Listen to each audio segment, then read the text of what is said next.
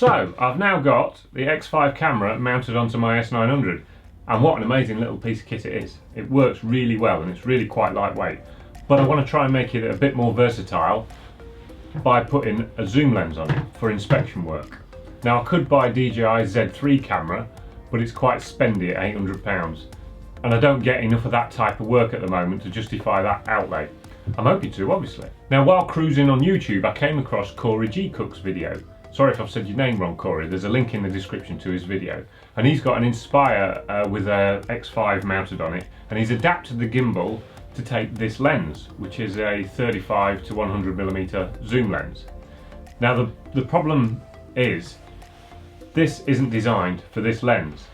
And whilst it fits on okay, as you can see, it puts the gimbal way out of balance. And that's just not going to work. That's just going to burn your motors out on your very expensive gimbal. So what Corey did was he created some little weights to put the gimbal back in balance once the lens has been mounted.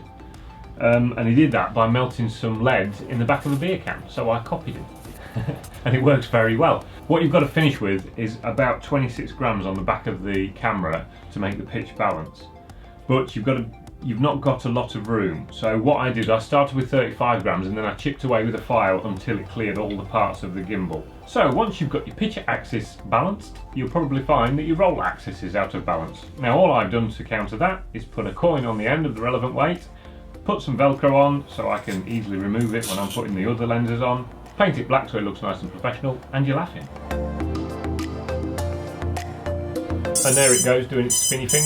All is well. The other nice thing about this lens is I can wind it right down to about 65mm and it still stays balanced. So next we'll take it to the field and I'll show you how it works. You have to remember at 100mm this is going to show up every little bump and shape, but you're only really going to be using this setup for inspection, so it's fine for taking photographs.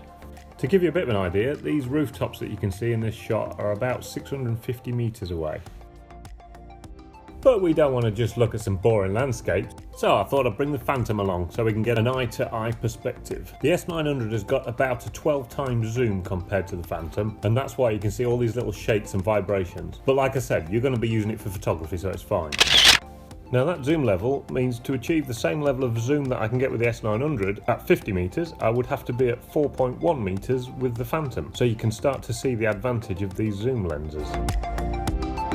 And the footage does get quite usable once you start to get below about 70mm. This one's taken at 65 and it's not bad.